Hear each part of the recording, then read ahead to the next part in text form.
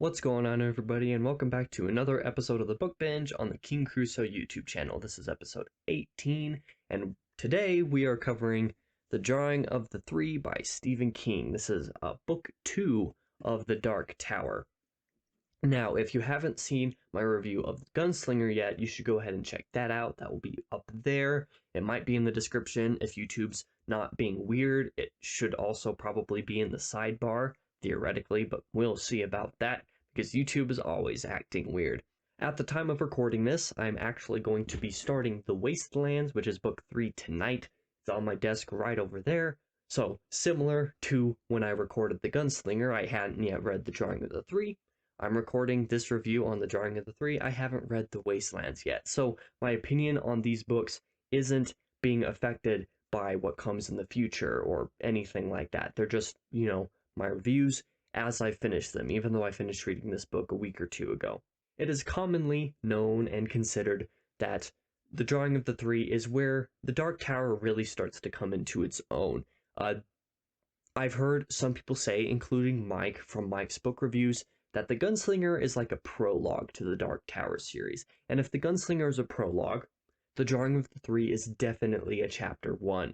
And just as a sneak peek opinion, I absolutely loved the fact that this book had such a separate feeling from The Gunslinger, but still very much works in the timeline. With all that being said, let's just get a little bit more in depth and talk, but without spoilers. So what are some of the best elements of Drawing of the Three? Well, first of all, I've got to say I love the structure. The end of The Gunslinger ends with Roland being essentially tasked with finding his companions with whom he will reach the Dark Tower.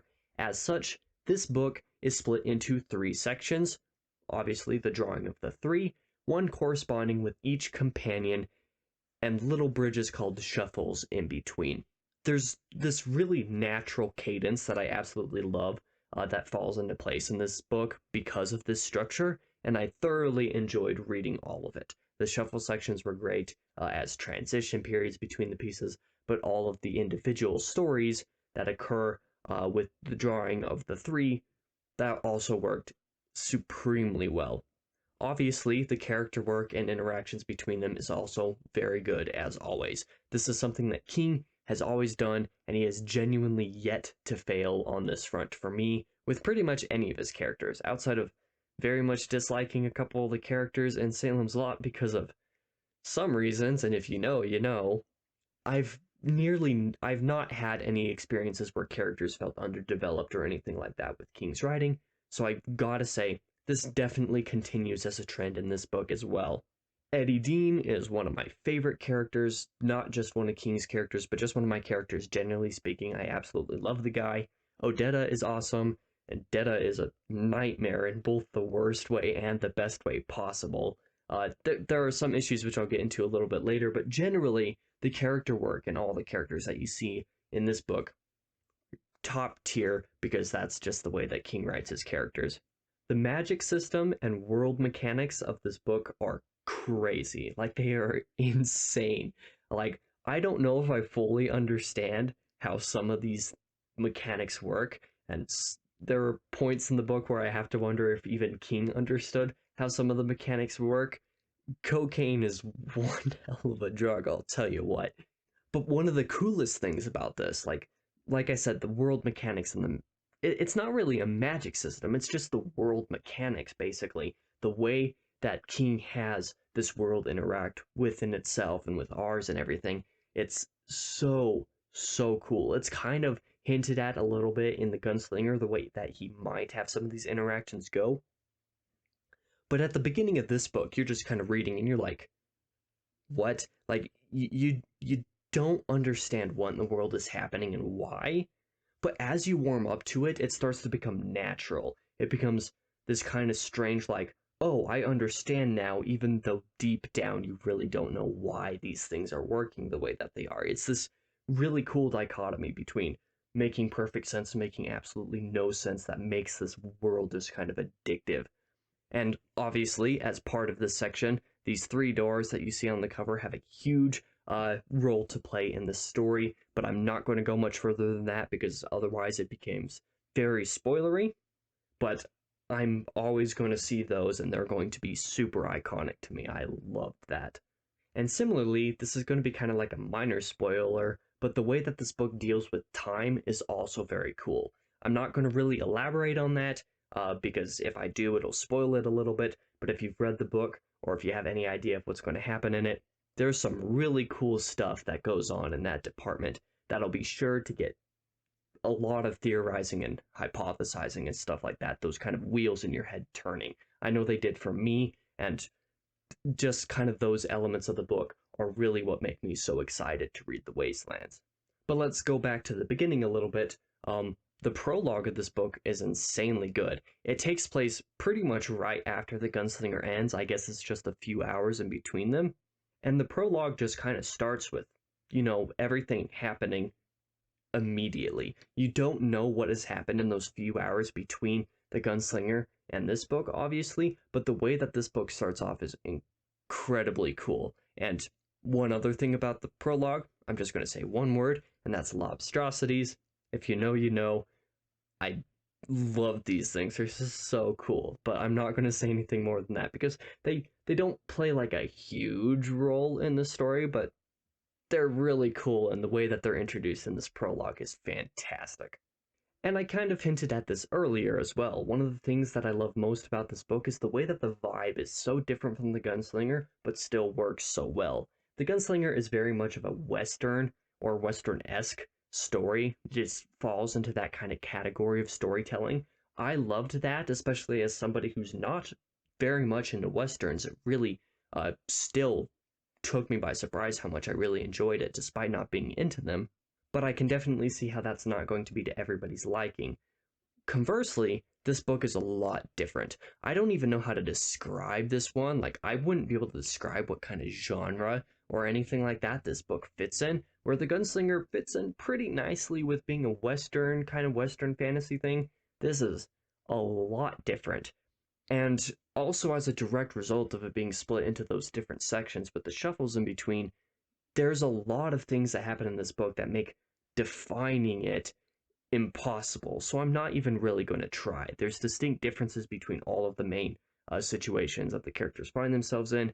It's crazy, but it flows in such a nice way that I don't even know how to describe how or why it works. In fact, it flows so well that you won't even really notice the changes. Like, you will notice the changes, but the way that the genre flows throughout the book changes in ways that you don't notice. Even when the setting changes, the feeling of the book doesn't. It's really crazy. Like I said earlier, it's really weird and jarring at first, but then it becomes normal after less than 100 pages. Like, it just becomes natural to the point where when you kind of feel these more traditional elements being included to the story, that those start to feel weird. So if that says anything about the book, that kind of tells you what you're getting into with this one. But unfortunately, the book is definitely not perfect. I've seen a lot of people rate this 5 out of 5 or 10 out of 10, like it's a really good book. There are plenty of people who I've heard call this the best book in the Dark Tower series, and having only read this and The Gunslinger, I can see why. I really liked The Gunslinger, but I mean, it's kind of hard to compare the two, like I said, with how different they are. But overall, I've got to say this book was really good. Because I did hint at this earlier, there are a couple problems that I had with it. The chapter titled Detta and Odetta, which is chapter 1 of The Lady of Shadows, which is the second main section of the story, it's a super, super messy chapter. Most other people who I know who read this or who I've been reading in the read-along with didn't seem to have a problem with this, but a lot of the writing in one section of this chapter was incoherent and aggravating in a way that really, really bothered me. Granted, it seems with certain elements of the story that this was intentional. It was obviously intentional for this to be incoherent in this specific section, but I could not get past it. I hated this chapter so much. The first half of the chapter I really liked, but the second half of that chapter I despised. Luckily, though, it's the only chapter that's like that. Like I said, most others didn't seem to notice or care, so if you go into this book with the expectation that you're going to hate that chapter, I don't think you will. It seems to be that most people love this section, or at least this middle part of the story, the most of the 3, I definitely don't share that opinion, but this chapter was the only one that I thought was messy in that way. Like, case in point, the rest of that section was very good. Like, I nearly forgot about how much I hated that first chapter because of the way the next few chapters line up. The other big problem that I have with this book is a kind of a misdiagnosis slash misconditioning of one of the characters. I'm gonna try to do this as non-spoilery as possible.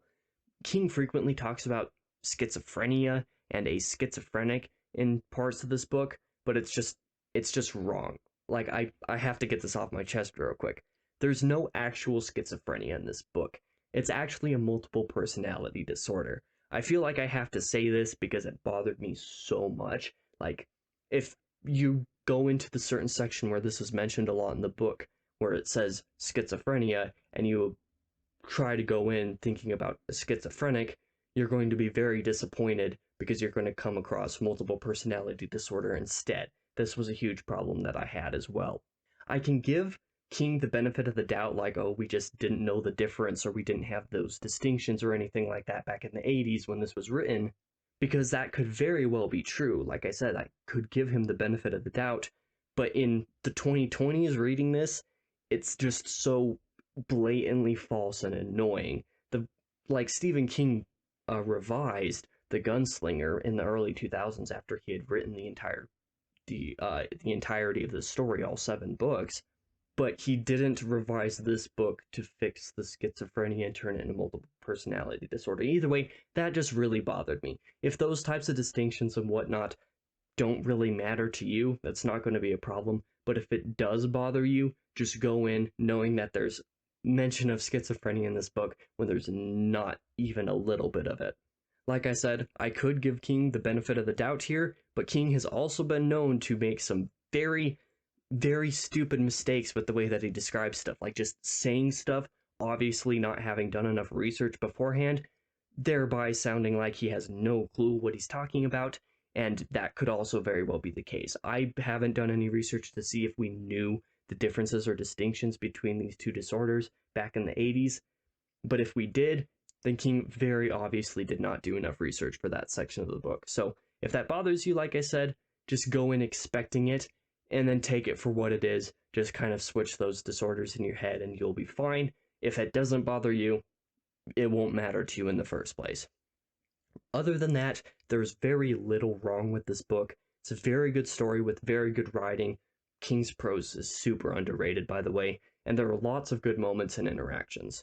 With the end of this book, the tower is much closer. There are still 5 more main entry titles and then a little title in between books 4 and 5 that I still have to get through. But like I said, I'm very excited for the Wastelands, and a lot of the reason that I am so excited for it is because of this book. The Gunslinger was good and made me excited for this, but the story really started to come into its own, so I'm super excited to see where it goes from here. So, that's the end of this video. Like and subscribe if you enjoyed. Check out seasonalproductions.com for a backlog of all of my writing and video content. New stuff is finally starting to come out in June after a couple months of no writing on there, so I hope it is serviceable. So, that's the end of this video. Thank you guys for watching. Come back next week for whatever the video is. I don't know what it is off the top of my head because of the way that I'm recording this. That's just kind of the way that things go. I will see you guys next week.